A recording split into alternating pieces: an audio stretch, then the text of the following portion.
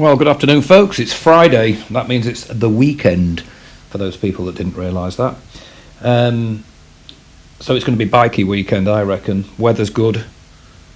It certainly is in North Lincolnshire. I don't know about anywhere else in the world, but it's probably always fantastic in Australia or New Zealand, from what I've heard. But for us, we've got a nice sunny day, hopefully a good weekend for biking. Now, I thought I'd share these pictures and a little process I did this morning. If you've looked at my other videos without, if you scroll through them, you might find one where I replaced the switchgear with an FJ 1200 left-hand side, and at the time I used a Honda CM400 right-hand side switchgear, mainly because it didn't have an on-off switch for the lights. Remember the days when you had an on-off switch with PO written on it for parking, and nowadays lights come on automatically, as with our Interceptors. It never really matched on the right hand side, and I've always had this thought about replacing it with an FJ 1200 right hand side, for which you need the entire throttle assembly, the whole lot. And then I thought we'll just have a decorative on off switch for the lights, which will complement the indicator switch on the other side. Fact is, it's a switch that's not going to do anything. So I've done that project this morning. There is the right hand side switchgear from an FJ 1200, complete with the original Yamaha grip, which I've left on because it is so good. I mean, it's 30 something years old and it's just really comfy. I'm not going to slice that off and put the Royal Enfield one on. So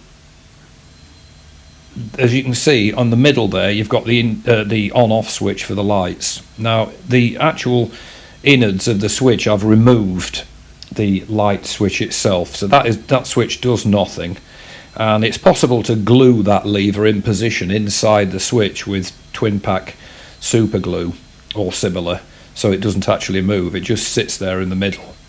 Now as you can see, it's a nice fit and it's superior to the Honda switch without a shadow of a doubt. It complements the other side, got a certain symmetry to it, and the issue with the Honda switch was that it had two off positions and one run position and a circular kill switch.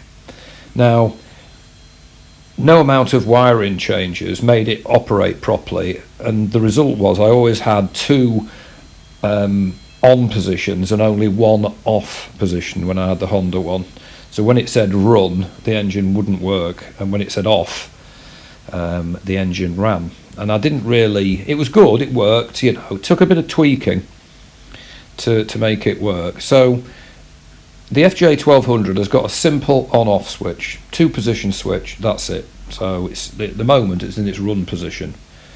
And as you can see, it's got that symmetry to it. I'm very, very pleased with it. Now, the only modification that I've had to do, or not do, is you'll know that our bikes have a pull cable for the throttle and a push cable when you decelerate. In the old days, you just had a throttle cable, just a pull cable. And I remember when the Japanese introduced it, supposedly as a safety feature, so that when you let the throttle off, it's mechanically pulling the throttle closed. Now, the pull cable fits perfectly using that switchgear. The push cable, the inner, is about 6mm too short to engage in the actual throttle body. I just can't get it to line up. No amount of adjustment will do it. So I'm going to get Venhill to make me a throttle push cable that's got an inner cable, 6-7mm longer, and then that will engage. I'm not entirely convinced that it's better for having a push cable, quite honestly, and I know that's probably opening a can of worms, and people will say, oh, it's safe and it's dangerous without, but bikes didn't used to have them. And I did read somewhere that if you get a frayed push cable, that can jam your throttle open. If you get a frayed pull cable, that can jam your throttle open. And somebody made the possibly logical point that you're doubling the risk of having a cable fray do something to your throttle. And let's face it, you've got a kill switch next to your right thumb, so if anything did start behaving like it shouldn't, you just hit the kill. So I'm going to run the bike as is at the moment, pending getting a new cable from Venhill. I'm just showing various shots here of that switchgear in various sort of from various angles. As you can see, that's the left-hand switchgear. Now, I did a video yesterday, and I had one of these that I'd renovated and sorted out, and somebody's actually bought that. So there's going to be three of us. There's me. I started the left-hand FJ1200 Society. I'm the founder member. Len Hartley is the president, and now we've got Marek Pawlowski. He's going to be the third member of our exclusive club. There's three of us out there with these switches. They are better, definitely, but you know, people have posted saying, well, my switches are fine, which is good. Anyway, that's the left-hand switchgear that I've already covered. And if you look at this one, this next photo here it comes. This is the switchgear I put on today. That cushy grip there is really nice.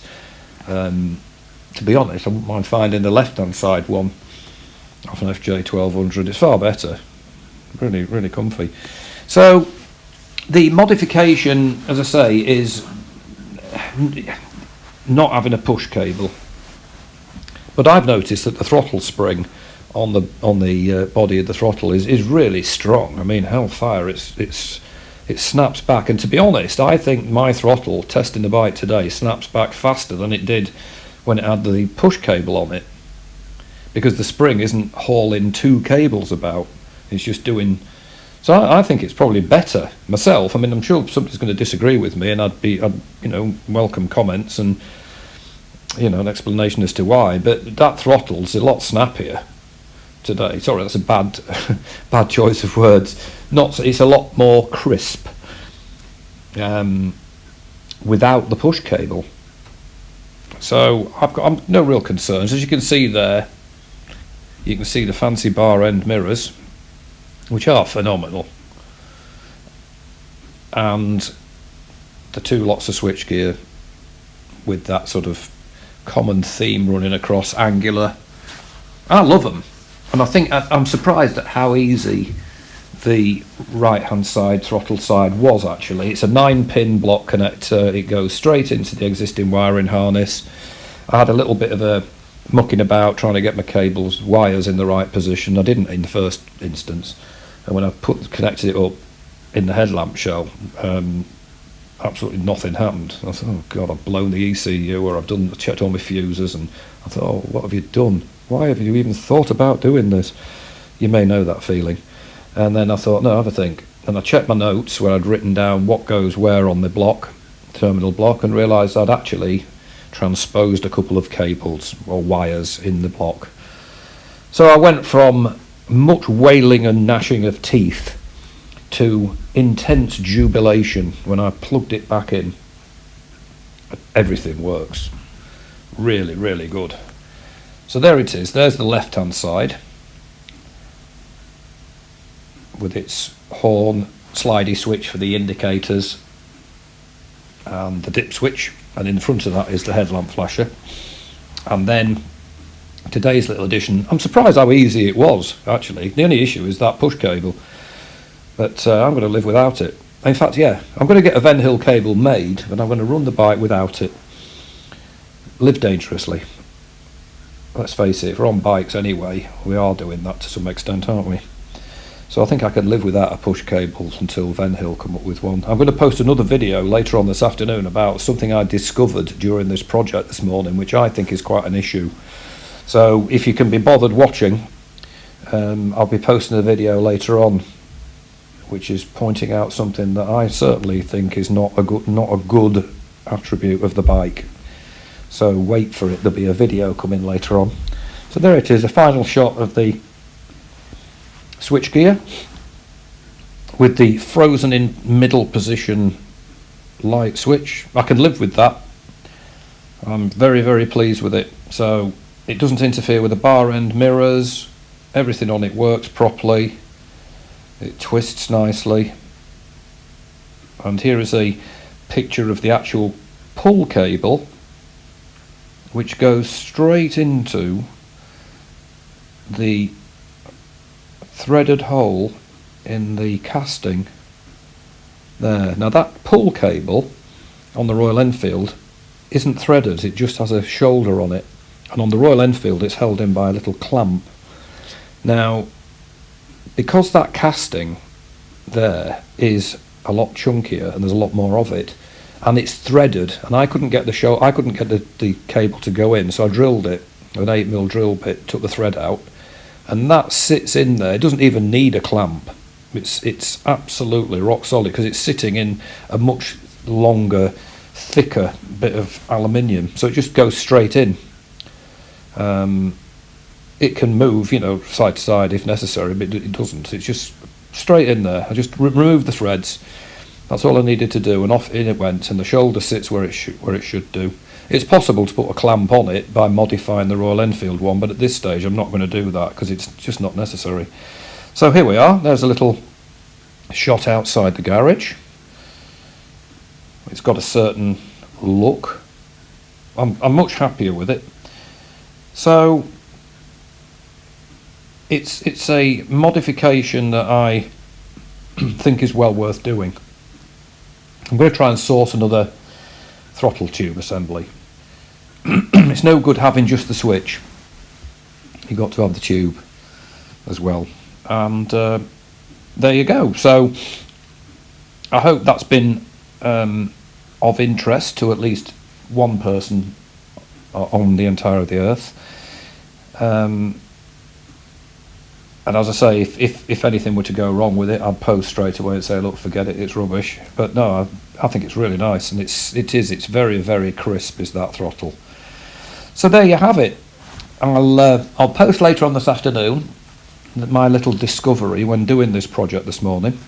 So, as I said earlier, it's the weekend. I'm sure the bikes will be out, as will lots of other people in their cars and bicycles and all the rest of it on weekends. So if you're taking your bike out, take care. Keep shiny side up, as they say, and I will post this afternoon. If you've got any comments on this, I'd more than welcome it. Even if you say, James, it's garbage, you are perfectly welcome. Well, keep it polite, but you know what I mean, if people disagree. So pull push cables, what do we think? In the meantime, take care, and I'll post later. Bye for now.